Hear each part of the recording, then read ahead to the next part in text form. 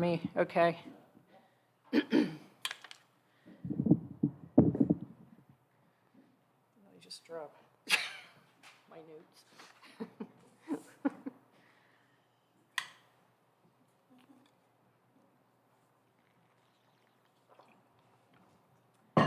Well, first of all, thank you everybody for staying. It's so wonderful to see everybody here, and we're hoping to get some people on Zoom. I see Linda and Gary will be here.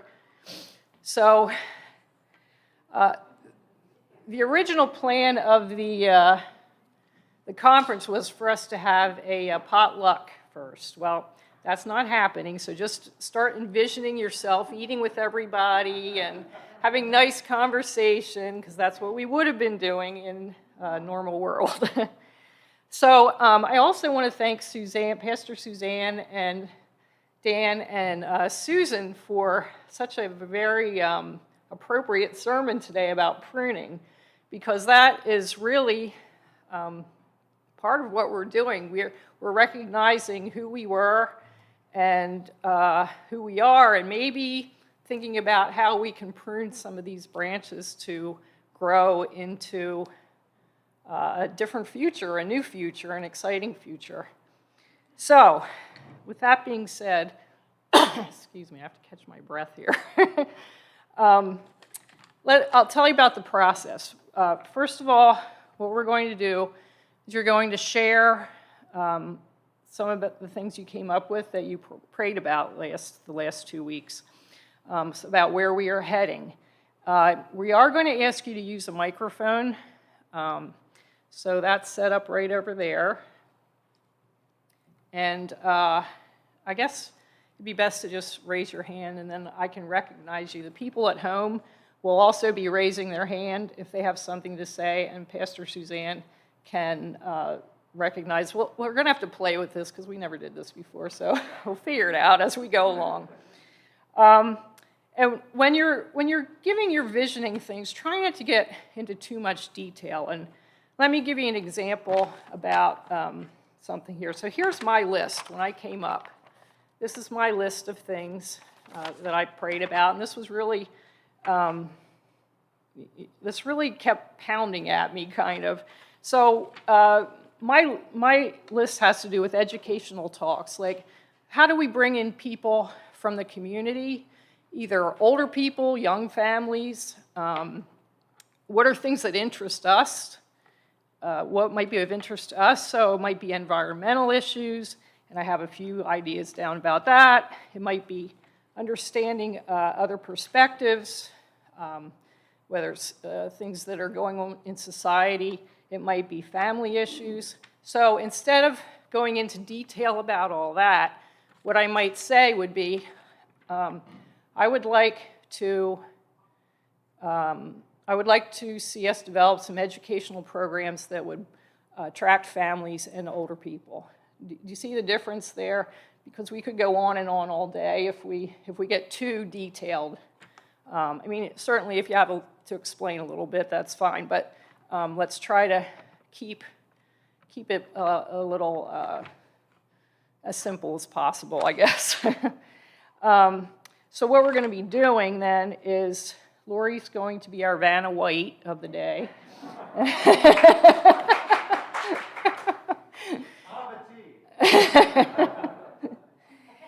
And so she'll be recording what we say. And so pretty much we're going to come up with themes of where we'd like to head. And we'll help each other figure that out too, what the theme might be. And for the people on Zoom, if you can keep your mics muted, that would be probably the best. So when we get to the... Do we think people will be...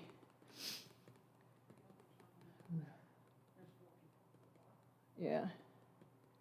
I don't think we can wait. I mean, I guess we should have waited to start at 1:15. I don't know. All right, well, it is what it is, right? So the goal here is so we find out where we want to head, but then we have to determine what skills does the next pastor need in order to get us there? What skills are pastoral? What skills will the congregation need? Maybe it's not all about the pastor, maybe it's about the congregation. So that's where we're headed today. So, with that being said, who would like to be the first person to share with us?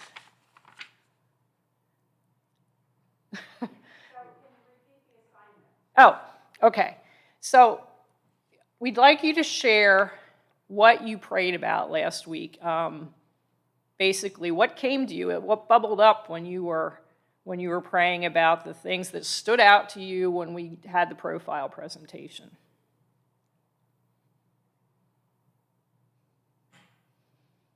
All right, Pat. Can you, are you able to? Okay. Oh, okay.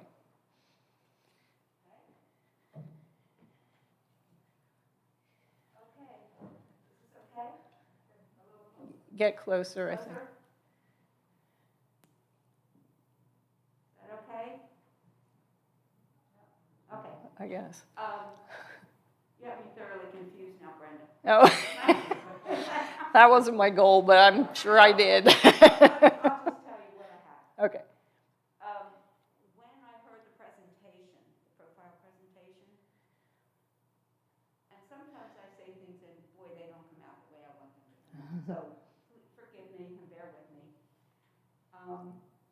When I heard the list of things that Shenkel has done and is doing in the way of mission and outreach and that type of thing, they are all good things. But my feeling was, that's it? Is that it? Is that all? I mean, that was my gut reaction. This is not enough. Okay.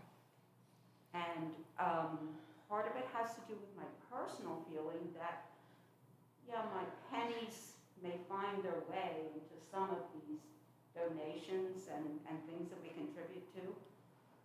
That's not enough for me. I'm not doing things. So that's part of it. So I prayed about the past year for me, and also the struggles I've had.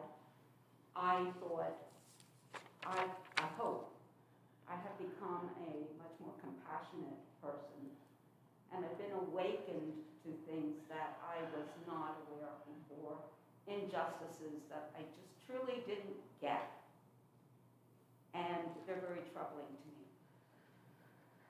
So I was thinking along those lines, all of the pain and the hurt in the world around me, what can we do besides give money to people who are doing things?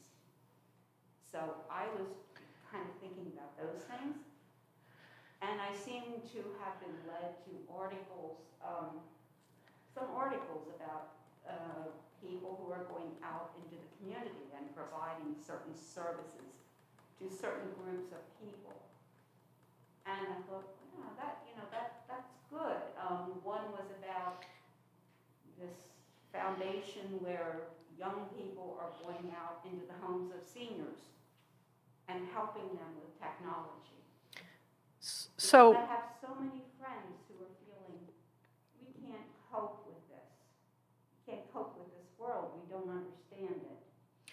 So your basic theme here is more outreach, and maybe outreach targeted towards some of the aging population. Well, that was an example. When I thought about the demographics of the congregation, wow, we've got education, we've got experience, we've got wisdom, and we've got a lot of retirees with probably time. So we're blessed with a lot of things. And so, that was one thing that struck me in the presentation. Okay. So, okay. I'm sorry. Was there another area? I'm trying not to go into specifics. Yeah. That was just an example. I see us more possibly going out. Yes, we need to bring people into the church, but I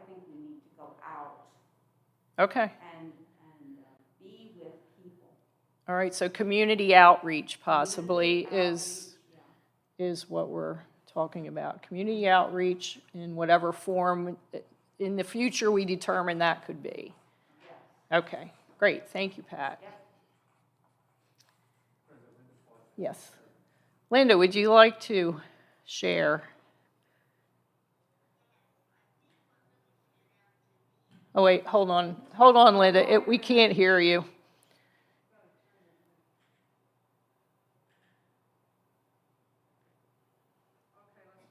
Try again.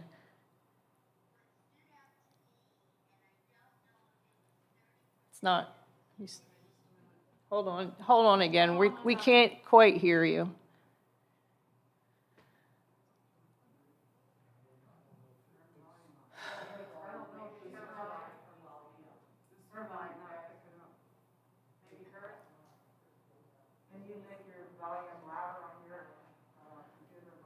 Can you make your volume louder, Linda, on your computer?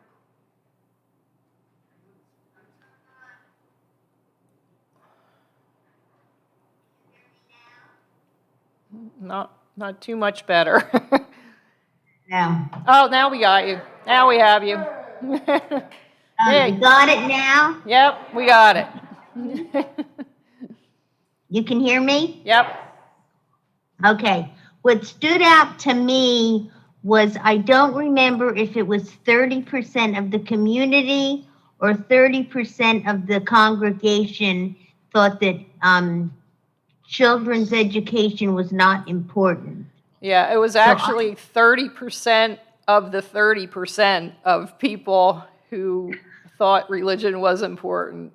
30% of the community thinks religion is important of some sort, and 30% of that believe that children's education is important. Okay. Is important. Yeah, I was kind of saddened by that, and prayed about that, and how can we reach out to more of the younger people. I know that Zoom has not been the best for everybody. However, I will say that doing Sunday school on Zoom has actually reached out to people we might not have reached out to otherwise. So keep praying. Is there some way we can somehow incorporate that? So outreach to younger people, but also maybe reimagining how we do that. Yes, like thinking outside the box. Mm-hmm. So I'm wondering, as we go along here, if we should be identifying the skills needed also while we're talking about it.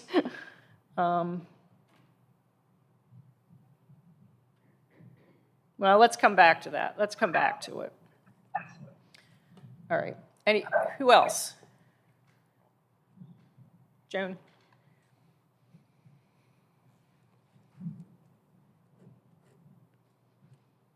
I actually wrote down a good bit of stuff, but as I'm reading what I wrote, I'm hearing Pat, and that was very interesting. My overall thing from the presentation was go and share the love of God. That's just what kept coming to me. And then a few other words that she said just struck me that I also feel our congregation has a lot of wisdom. I have that written down. We're very welcoming, and we have such a great prayer life. But then I have a list of, again, if we're going, it's an outreach. And I had down soup kitchen and a food bank, parent support groups, retired folks, gathering. I feel like our facility could be used more, is maybe where I'm getting at. We have a beautiful grove, the labyrinth, this social hall, and I feel like we could possibly use this as more than we are, and even maybe more than we have been.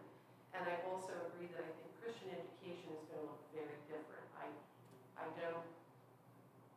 I'm sad too to hear that people don't feel the importance of that, but that if we want to continue it, it's probably going to have to be very different than what it's looked like in the past. Mm-hmm.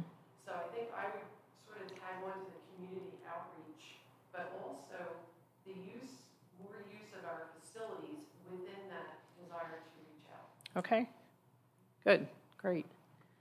Thank you.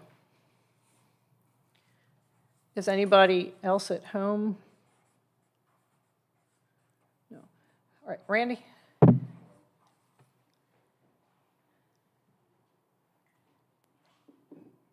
I thought about and listened to the profile, what struck me about both our congregation and the local community, the word that kept coming back was aging.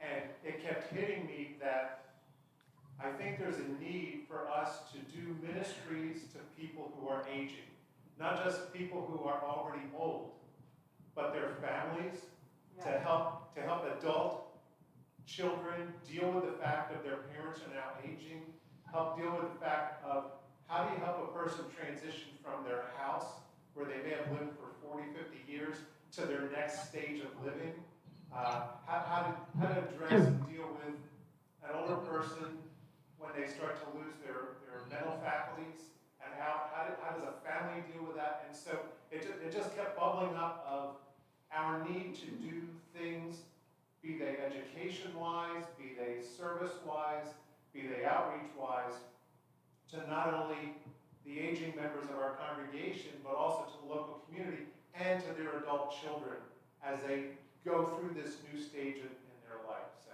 that's what kept coming up to me. Okay. So, let's see, do we need a new category for that? I would say just say aging. Yeah. Aging ministries or something.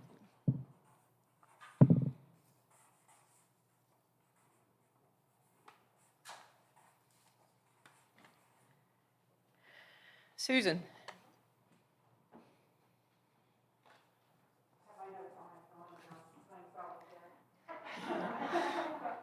Aren't you so modern? I had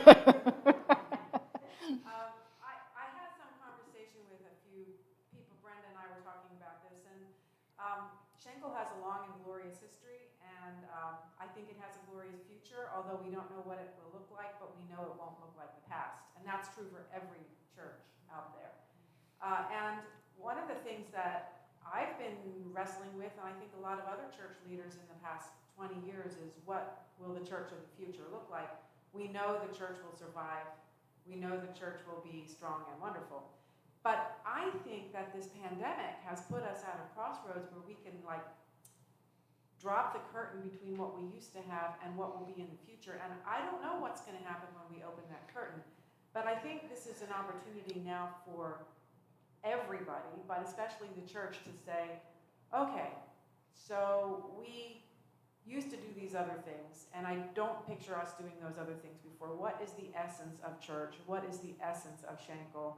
What do we really want to be? And I think that's what these conversations are about.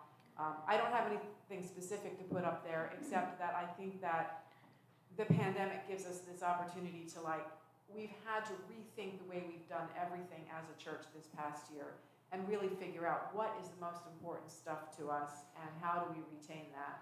And some of it we'll be able to build back in, but what are those things? So I don't know what you want to put on that chart, but. Change. Maybe embracing change. Rosemary.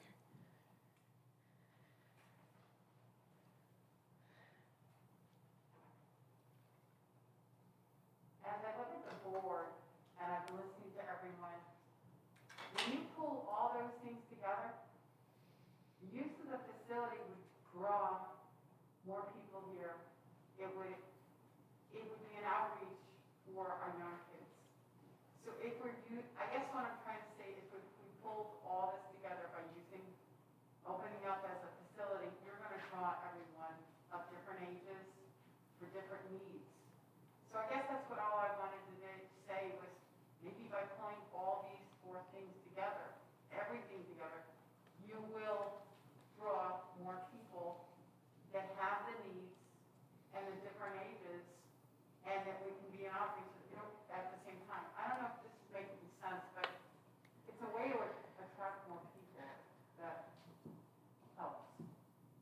Okay. All right, thank you. Dave?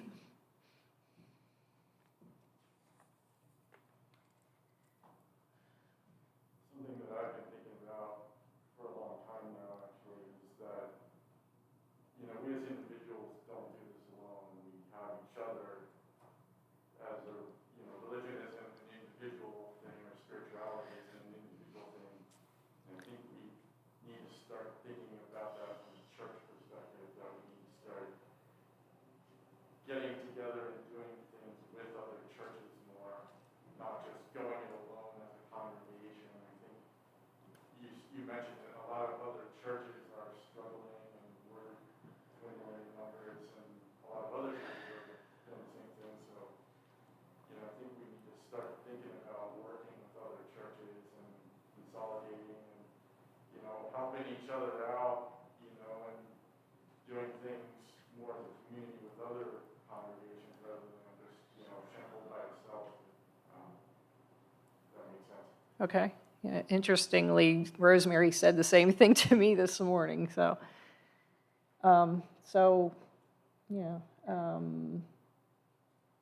Working with other churches, or,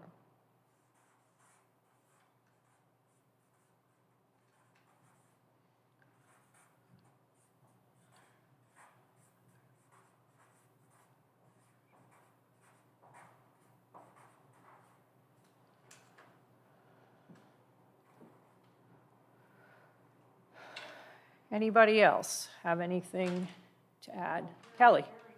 Oh, okay, let's go to Gary, or, I'm sorry, let's go to Kelly, and then we'll go to Gary. I'm very new to the church. I just started coming here right before the pandemic last year.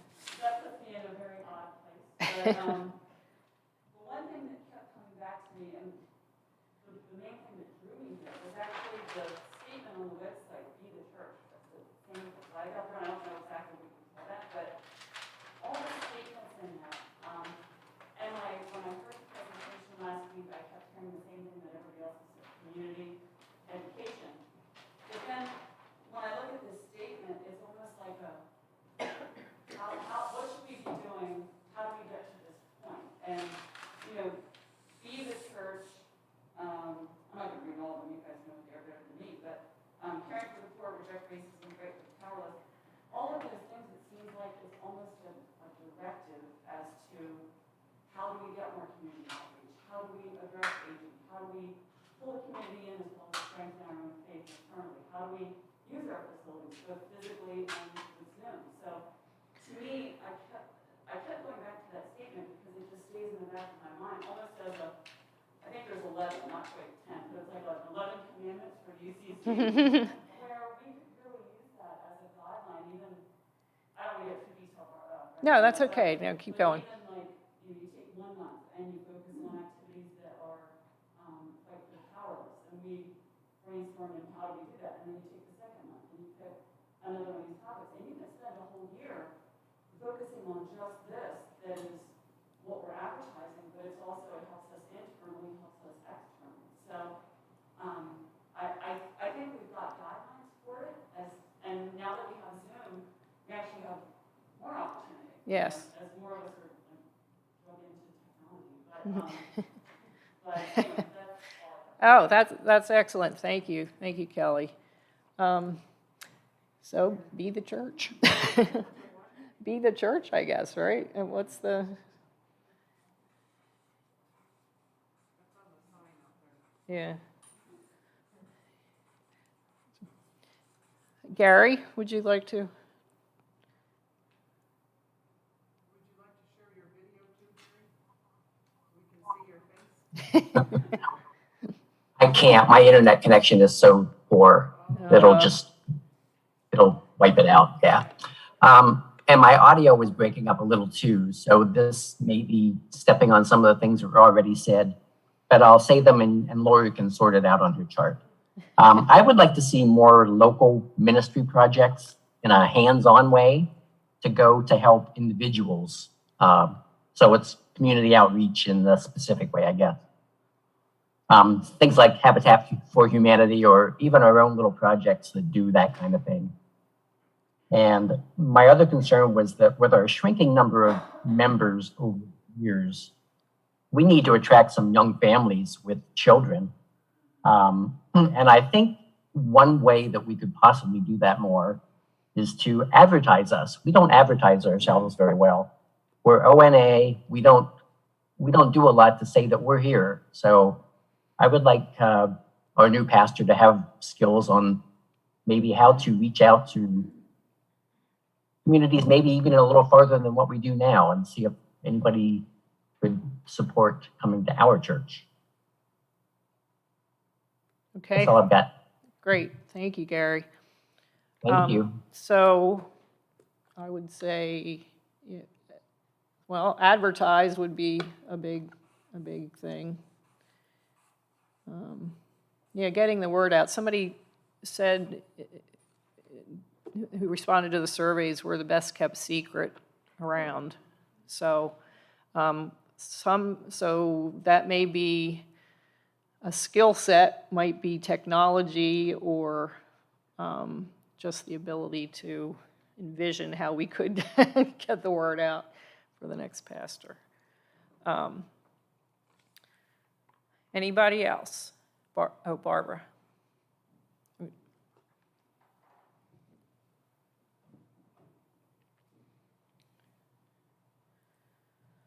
Well, most of the things that have been said are what I was thinking. Mm-hmm.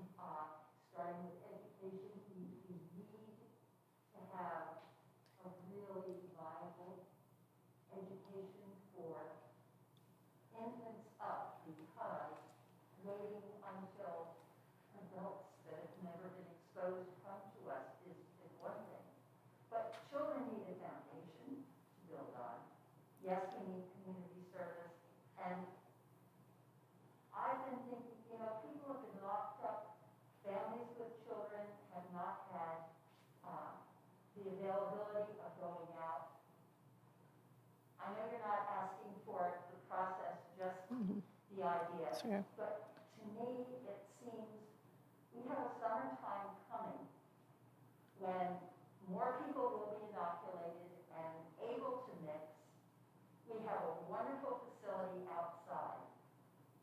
I think some community events that similar to what we've done at Fernbrook, but on a larger scale, which would entail a lot of work on our part, but it would be an opportunity to have people come and catch some of those fish in the net before the new fall school season starts.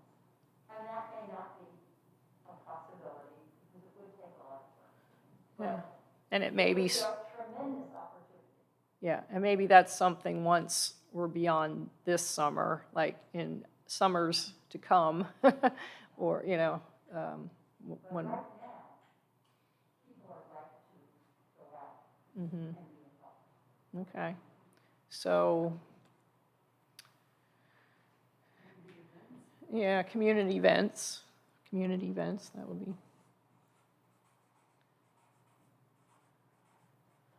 Yeah, we have to remember, this isn't hopefully going to be the way this will be for, 10 years from now. I mean, it may take another year or so, but, we will be back to a normal at some point. Anybody else? Dan?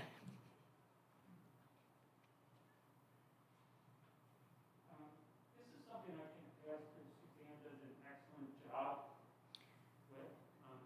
And I think it's very important for the church of the future, but issues of social injustice. Pastor Suzanne does a very good job of talking about that. And I think that in the future, I'd like to see maybe, I don't know how groups that get together or speakers that come in and talk. And I think sometimes that can be a very uncomfortable conversation too. But that is important, especially in today's day and age. Okay. Yes, good point. Thanks, Dan. So social justice issues.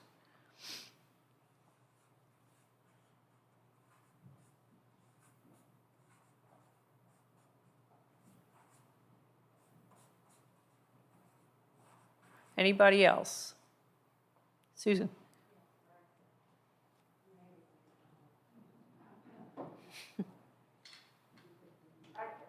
And hearing what, the use of the facility and community outreach and whatever, and I hear what you're saying, Barbara, people are anxious to get out right now.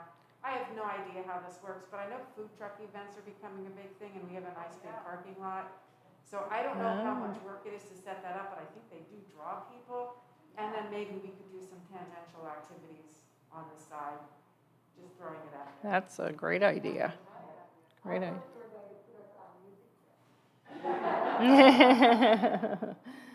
I mean, that would be under community, well, not outreach necessarily. I don't know, would that fit under? Yeah. Yeah, okay. Food truck event, yeah. Food truck event. Yeah, under the, maybe under a community. That's it. Is there anybody else? Kelly, go ahead.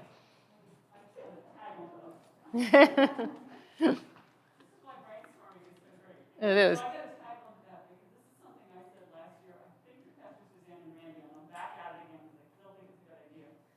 Because of the pandemic, we've all missed out on a lot of holidays with community events. And I think a good way to, I still say a good way to combine all of this with food truck would be to have all the holidays you've missed celebration at once. And you have little booths. Again, I know it's a lot more here, you're right. But if you get enough volunteers, we have a little Christmas booth, and you have a little Easter booth, and you have a July 4th booth and a Halloween booth and things. And we all people volunteer, and you decorate your booth, and maybe, I don't know, whatever we can do along with food trucks as a way. I think if you advertise it heavily, there are enough people out there who are saying, I miss all these holidays at home that we might be able to pull them in as an extra thing. So I'll stop saying that. That's a great idea. Great idea, thank you. So I guess that still fits in with everything we've already put down, I think, but that's great. Anybody else? No? Do you have anything to share?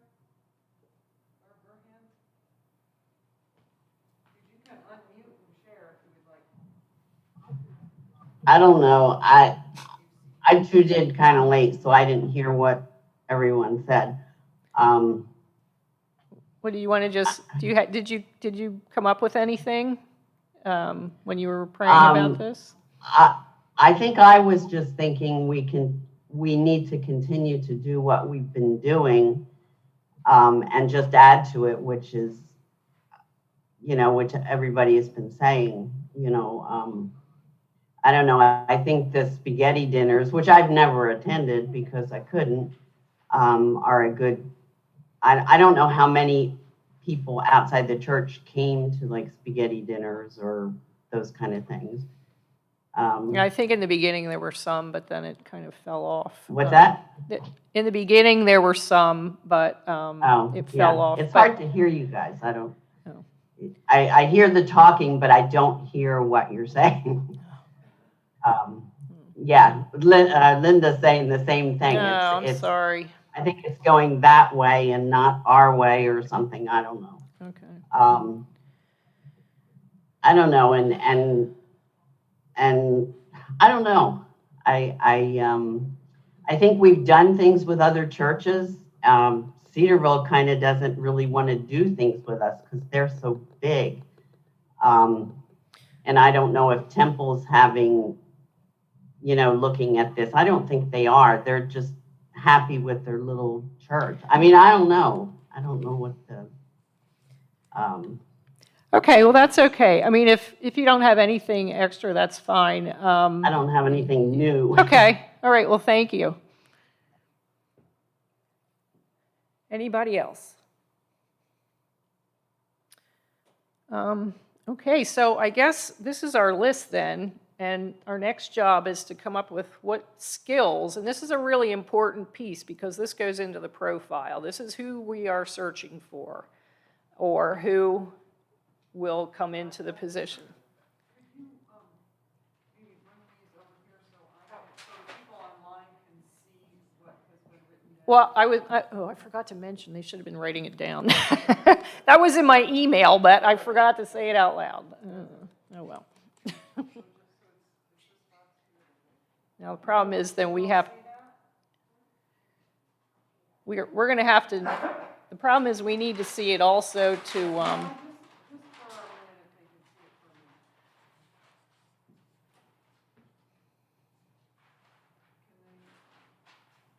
are you able to see that on Zoom?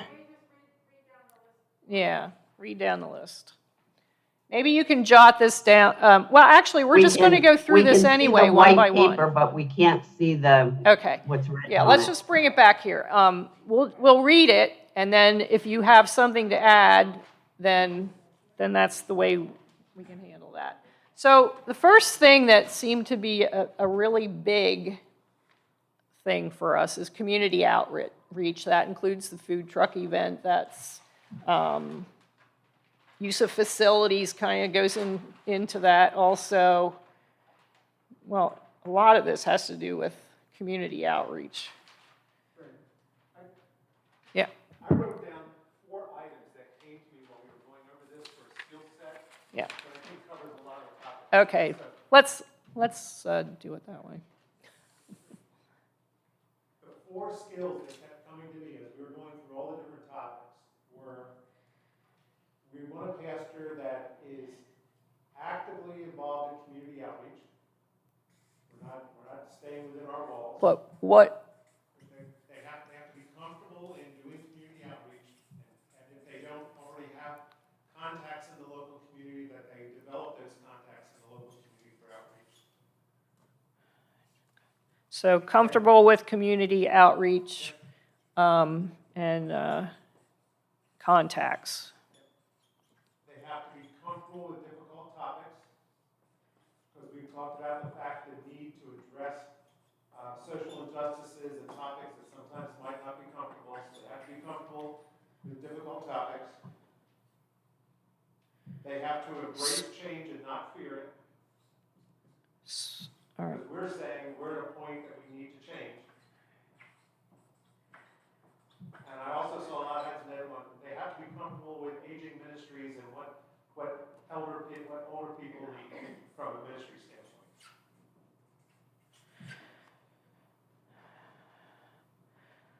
So I would like to narrow that down just a little bit more. Comfortable with outreach and with difficult topics. So maybe flexible and open would be qualities.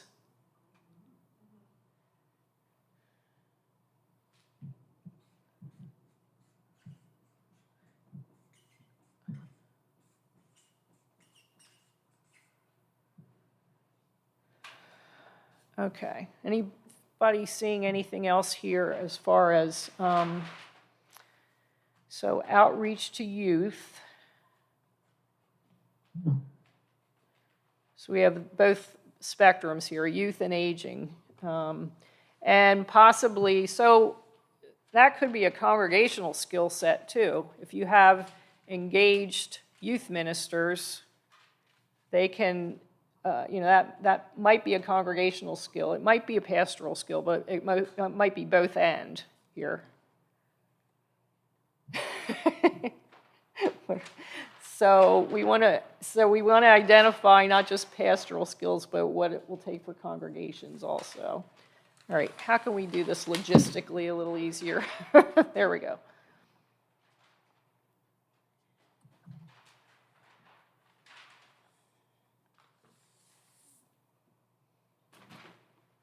Okay, do we have over there, I'm having a hard time seeing this, embracing change, was that over there? Okay.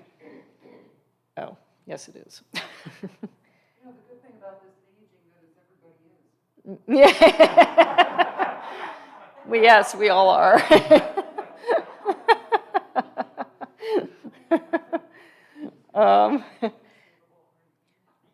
So, okay, working with other churches. What, is that a congregational skill? Is that a pastoral skill? If so, what? Both? Okay. So working with other churches. So what skill set do you need for that? Sorry? Communication skills, okay, put that down as a skill set. Social. Yeah, right. Open to others, social. It's nice if a pastor's social. Flexibility. Is that over there? Okay.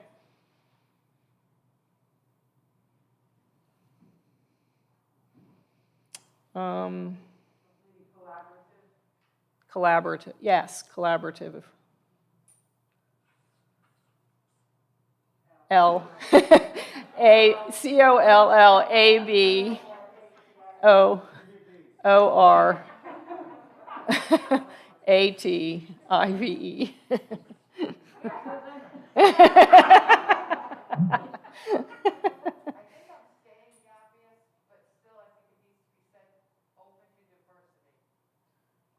Okay. In different churches, everyone's got different opinions. Okay. Open to diversity. That's. Yes, thank you. That's a better word.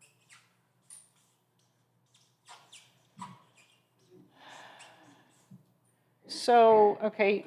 Part of working with other churches, a skill set they need is a facilitator, like someone that's going to help connect Yes. the members to other members of other churches. It's not just the pastor doing all this, but Very good. facilitating. Facilitator. Yep. So that's congregational and pastoral, or pastoral. Probably pastoral. I'm thinking pastoral is like an example. Hey Dave, I'd like to introduce you to somebody over at some other church, and they're Yes. interested in the same thing you're interested in, and maybe you guys can take it and Okay, good. Right, so the pastor would be able to introduce people and be aware. I would say that's another thing. They have to be aware of what's going on in the community. They have to be open to community awareness. Like, they have to know their community. Okay. So I think we've... Okay, so Gary wrote here, willing to educate, lead the rest of us in societal and social issues. Okay. So, yeah, so willing to educate and lead. The rest of us in societal and social issues. Yeah. I also think that the pastor should Educate and lead, I guess. Discussion, educate and lead. Educate / lead Uh, in social or societal issues.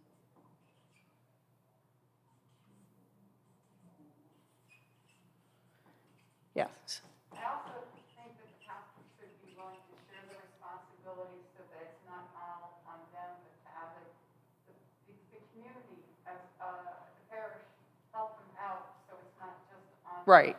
So it's a shared. No, but I'm talking about sharing it, not just putting it on one person. Right. Willing to share leadership. Thank you. Yeah, I like Delegating, yes. but also taking leadership.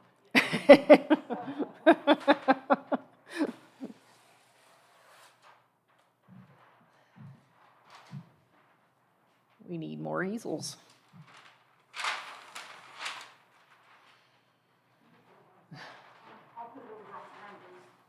Oh, there we go. That's good.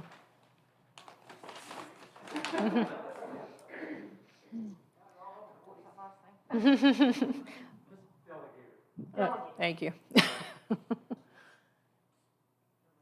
E.G. A.T.O.R. I know, it does. It does. Okay, anything else? So with aging ministries, I would say compassion and empathetic. Compassionate and empathetic. Remember, we're looking for personal qualities in a pastor.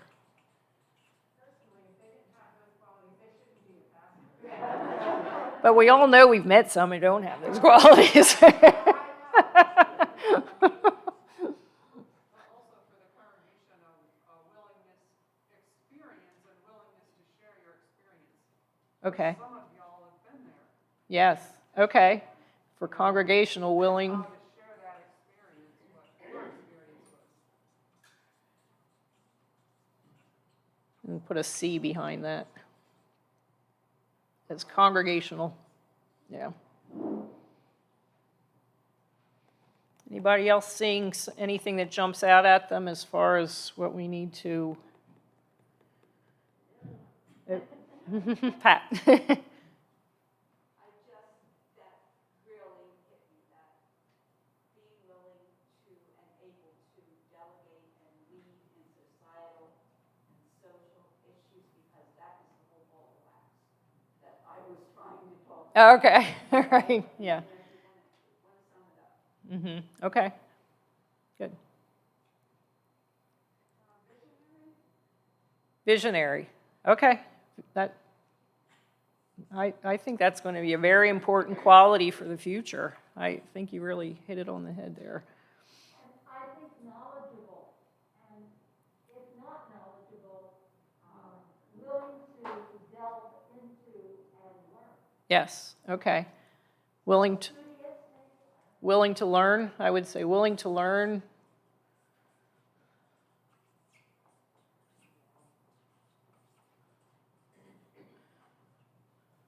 Maybe willing to learn and grow. Because I truly believe we're all on a growth path here. I don't think at any age you can stop growing. So I think.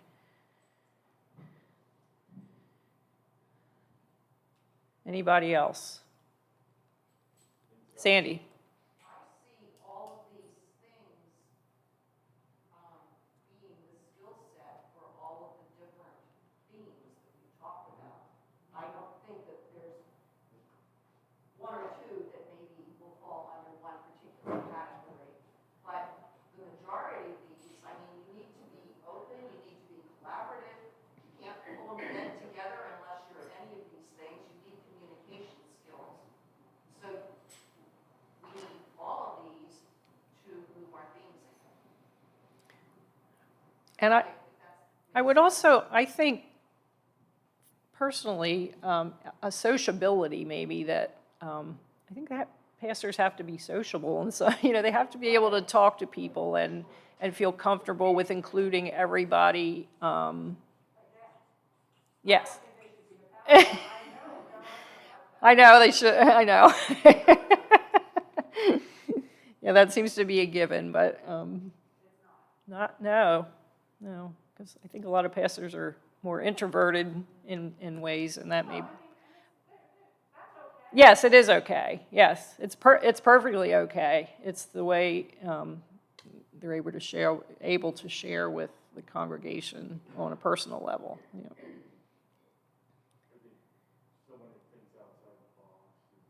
Okay.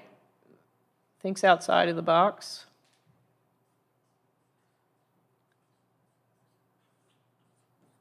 You don't want someone that's going to just be stuck in Right. this is how we've always done it. Right. Kind of, yes, fits in kind of with the visionary piece. And we as a congregation have to be that way as well. Yes. Yes, that is. It probably is more. Yes, you're right. Dave, I know how much you can hear at home, but Dave said it may be more important for the congregation to be able to think outside of the box and do some of that pruning Suzanne spoke about today.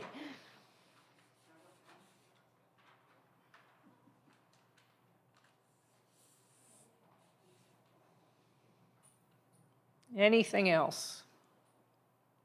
Anybody from home want to share anything also?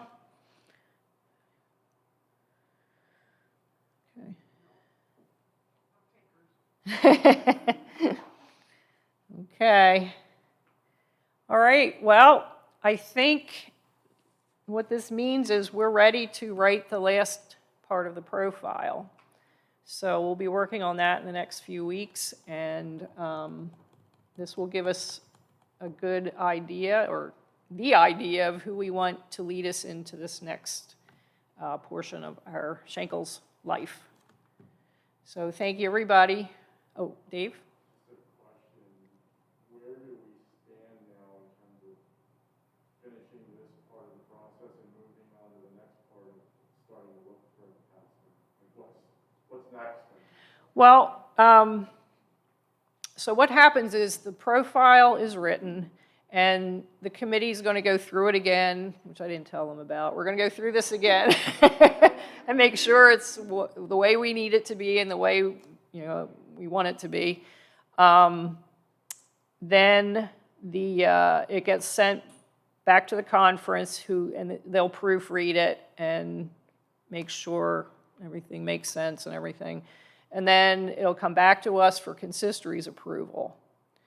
And then that is when we make some decisions about where we're heading forward with that. And at some point it would be posted if that's the decision we make. Is there a time frame that it needs to, like 2 months, 3 months, 6 months? There's not a time frame. No time frame. It's as much. I mean, we'll complete the process as quickly as we can, but we want it to be thorough and correct. So. No, there are no constraints. So I think no.